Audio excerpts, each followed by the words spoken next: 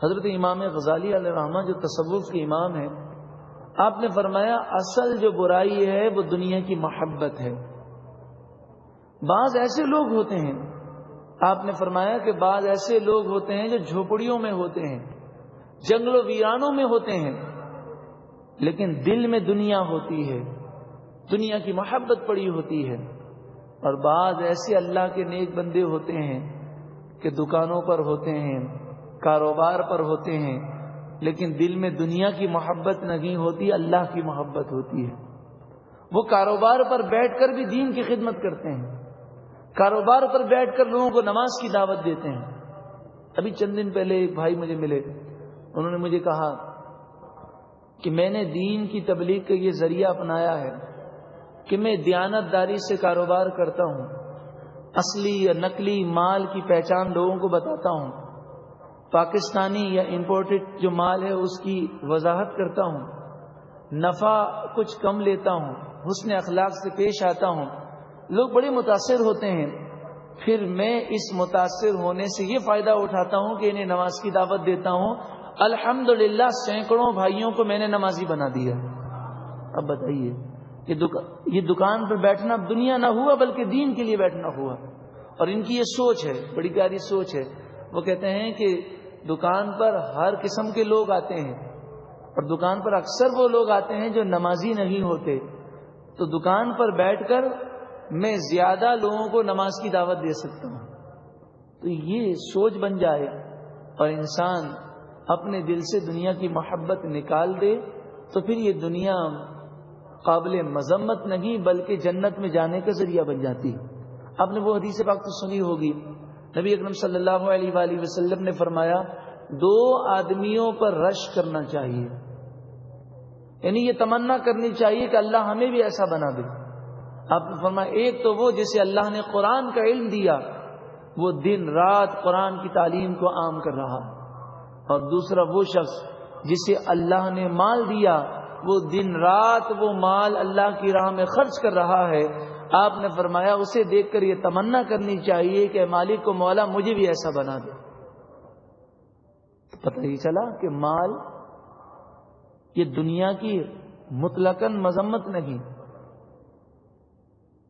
بلکہ یہ مال بسا اوقات اللہ کا فضل بھی ہوتا ہے۔ مہاجرین فقراء نبی اکرم صلی اللہ علیہ وآلہ وسلم کی خدمت میں آئے اور عرض گزار ہو، یا رسول اللہ صلی اللہ علیہ وسلم، مالدار لوگ ہم سے آگے نکل گئے۔ حضور نے فرمایا وہ کیسے؟ وہ کہنے لگے یا رسول اللہ صلی اللہ علیہ وسلم، جتنی ہم نیکیاں کرتے ہیں ساری وہ نیکیاں بھی کرتے ہیں، وہ راتوں کو قیام کرتے ہیں، دن کو قرآن کی تلاوت کرتے ہیں، نماز بھی پڑھتے ہیں، روزہ بھی رکھتے ہیں۔ حدیث کا خلاصہ پیش کر رہا ہوں۔ تو اس میں تو ہم دونوں برابر ہیں، لیکن وہ اللہ کی راہ میں مال خرچ کرتے ہیں اور ہمارے پاس مال نہیں ہے۔ تو آپ نے فرمایا میں تمہیں ایک ایسی تسبیح سکھاتا ہوں کہ تم وہ پڑھو گے تو اللہ تعالیٰ تمہیں مالداروں سے آگے کر دے گا۔ آپ نے فرمایا ہر نماز کے بعد 33 مرتبہ سبحان اللہ، 33 مرتبہ الحمدللہ اور 34 مرتبہ اللہ اکبر۔ صحابہ کرام پڑھنے لگے، پھر چند دن گزرے تو صحابہ کرام حضور کی بارگاہ میں پھر آئے، عرض گزار ہو یا رسول اللہ صلی اللہ علیہ وسلم، مالدار صحابہ ہم سے آگے نکل گئے، کیونکہ اس تسبیح کا بھی انہیں علم ہو گیا۔ اب وہ یہ تسبیح بھی پڑھنے لگے تو اب یہ اور ہم برابر ہو گئے۔ تو آپ نے فرمایا ذالک فضل اللہ، یہ اللہ کا فضل ہے، اللہ تعالیٰ جسے چاہے عطا فرمائے۔ تو گویا کہ مال موجود ہو، بندہ اس کے حقوق ادا کرے اور شریعت کے مطابق زندگی گزارے، خوب نیکیاں کرے اور خوب مال اللہ کی راہ میں دے، تو یہ مال اس کے لیے رحمت بن جاتا ہے۔